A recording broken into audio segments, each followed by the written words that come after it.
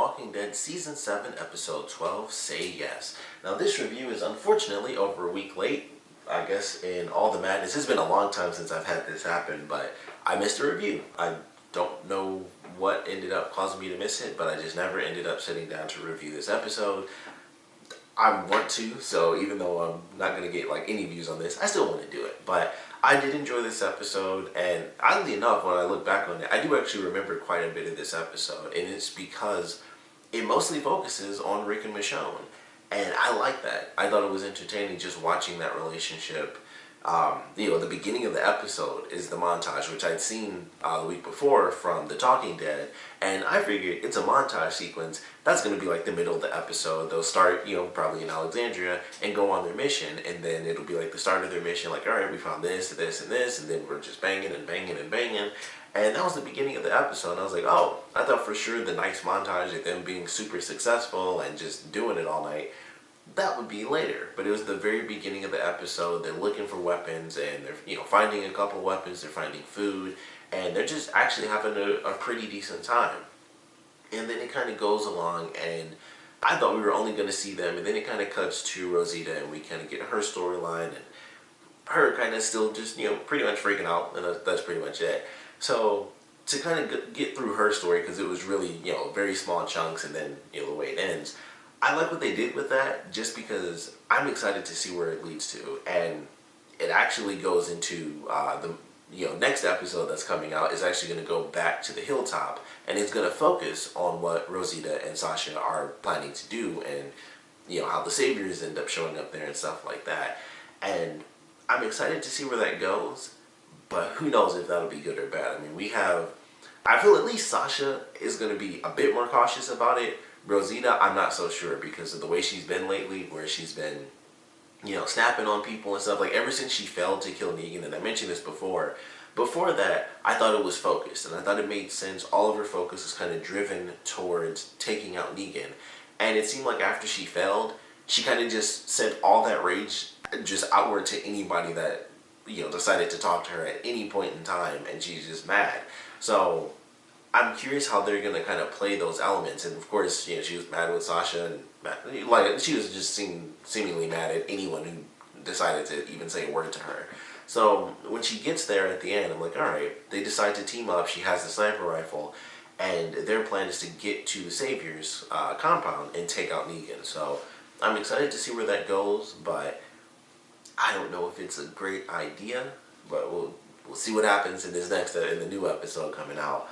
But the Rick and Michonne stuff, really enjoyed it. They're going through, and Rick is kind of just talking about life in general. It's like, I could do this for a while, just you and me. It was kind of like, for him, it was just hanging out. That was pretty much it. It was nice, it was simple, they were just taking them out. Whole episode, they're just having a grand old time. It's like, it's like we could go back, when they finally get to, I guess it was a school, and, there was some really weird stuff was going on there. There's a lot of weird imagery there. And I'll kind of talk about that.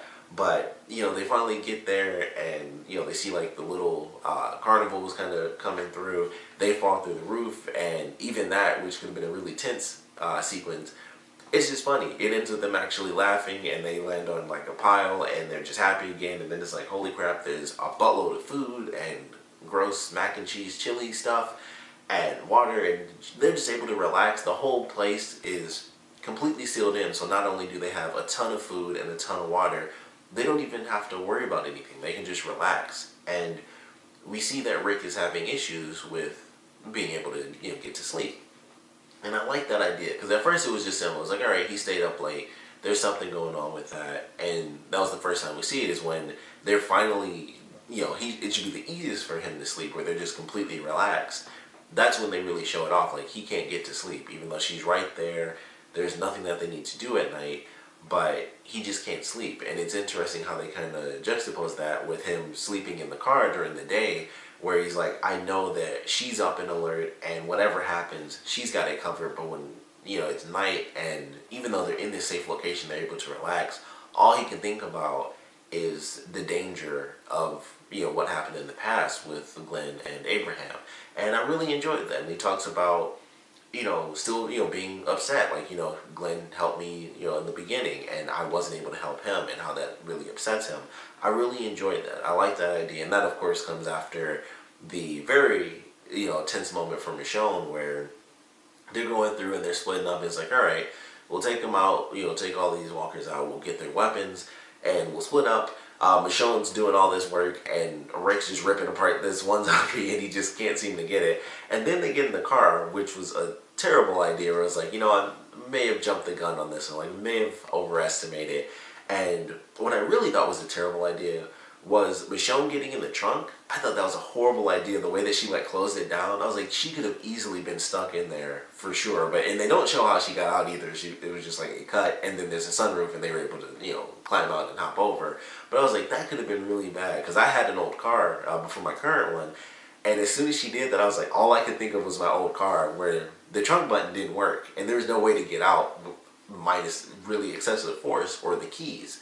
And I guess the keys were in there anyway because he was able to, gear shift. So I guess the keys were in there. But that was the first thing I thought because of my old car. I was like, what if the button didn't work? And she was locked in. That was the first thing I thought.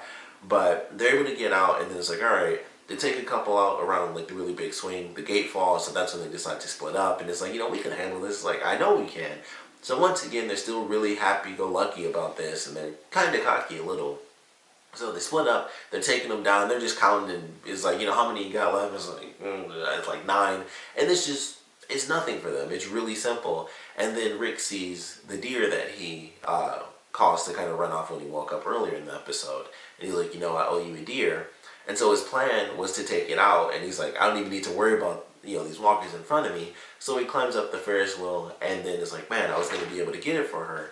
But, of course, there are other walkers coming along. And that was the thing that caught my attention. I guess this was just random. There's probably no real backstory to it. But the walkers that were going up to the deer, their hands were tied together. And I was like, what in the world is up with that? Like, it was, a carnival. And at first I thought it was a military base when they first got there because the walker was in military attire. I just assumed it was like a base. And then it was like, okay, there's like a carnival happening, so maybe it was a school, and then it was taken over afterwards by the military, and then things still got really crazy, of course, everybody's dead. So it was just interesting seeing that, like, you kind of have to make up your own story, like, why were those walkers, tied up, and their hands were tied up, and yet they still were just walking around. So maybe, that could have been an early thing as well, before people even knew about, shooting them in the head. But it was just really interesting. I was like, why are their hands tied? I thought that might come into play. That might be like the most random thing they decide to pick up, later.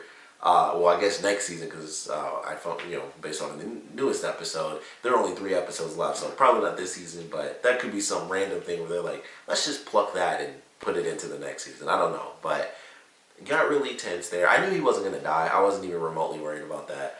And so Michonne freaks out and she runs over, and Rick is, he's blasting away and he's crawling backwards. And I already knew. I don't know how many people were actually worried, but I was like, of course it's going to be the deer. Like, we just saw the deer in that thing. It didn't make a lot of sense because he was backing up and the deer was literally nowhere to be seen. And then they do like a minute cut where she's probably like 5 feet away, and then it cuts back and it's like they're just eating something. I'm like, it's kind of weird that he was somehow able to like swap places in that short amount of time, but it didn't matter. It was like, obviously it's going to be the deer. I'm not worried about it. But what was interesting is during the segment where Michonne thought Rick was gone, and I love that segment, even though I knew he wasn't dead, still seeing her reaction was really great, and the way it kind of tore her down. And I was, in that moment, I wasn't sure if something was going to happen, because I'm like, okay, I know he's not dead. It's going to be the deer. That's obvious.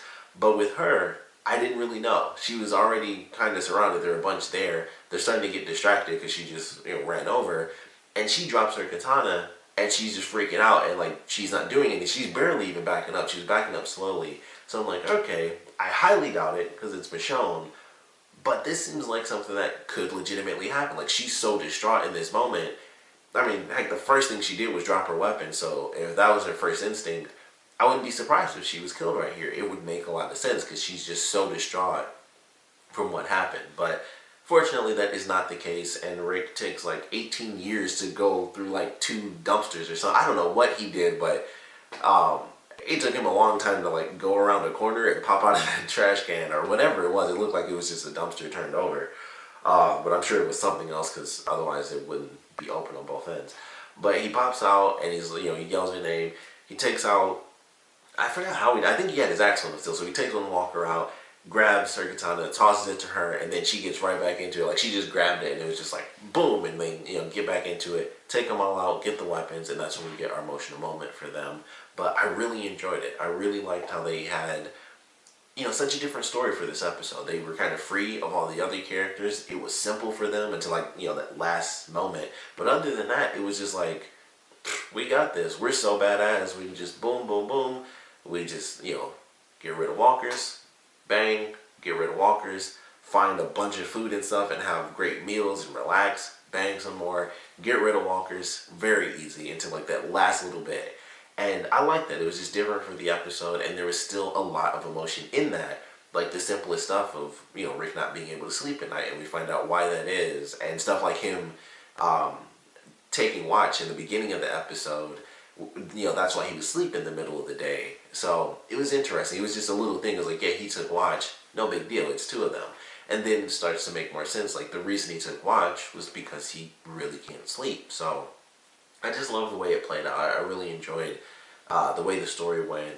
And then, we get our ending of the episode where it goes back to Rosita's storyline and her meeting up with Sasha.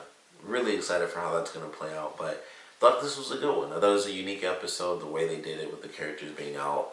And, it being pretty much fun for most of the episode. And the tension that was there was good. Specifically for the, Michonne's reaction more than, oh my goodness, is Rick gonna die? It was more for just the way Michonne was reacting and, that leading to the emotion that Rick was able to express to her after she was freaking out that, he was gone.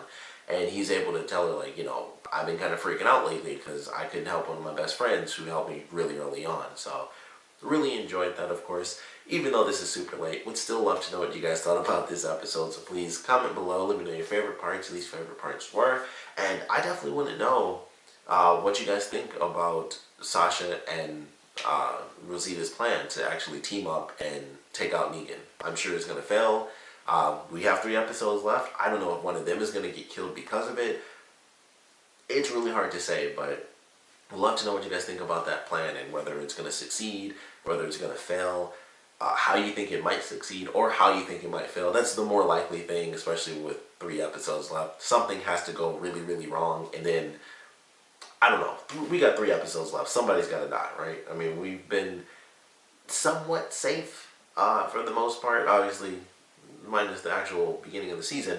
But for the most part, after that, they're like, all right, let's relax, let everybody live, pretty much. We still lost a couple people, but still, it was much calmer, and, it's been a couple episodes, and then building up to this big battle, and, they have the end of the episode, and of course, that's kind of what leads Rosita to Sasha, because it's like, well, crap, we got all these weapons and stuff, and they have the back and forth with the dumpster people, and that was an interesting sequence as well, and, Rick arguing back and forth with the woman, and she's like, you get to keep this many guns, but I want the cat and stuff like that. So that was funny. But they also have a reference to the comics because the, I think it was What Happens Next is actually the title of the comic when everything kind of starts going real crazy. And I thought that was cool. It's like, you get a few more days before What Happens Next. And I was like, I didn't catch it until Michonne said it that way. And I was like, oh yeah, that was the actual title for one of the volumes. In this crazy Negan arc. So I was like, oh, that's kind of cool. I didn't think of that when they first said it, but when it was just like, you got a few more days before What Happens Next, and I was like, oh crap, that's the actual title. So that was a cool kind of throw into the actual comic book title for that volume during this arc. So I thought that was pretty sweet. But ultimately, really enjoyed the episode. Like I said, would love to know how you guys feel about Rosita and Sasha's plan to team up. And of course, I want to know what you guys thought about the episode in general, so please comment below, let me know, and thanks for watching.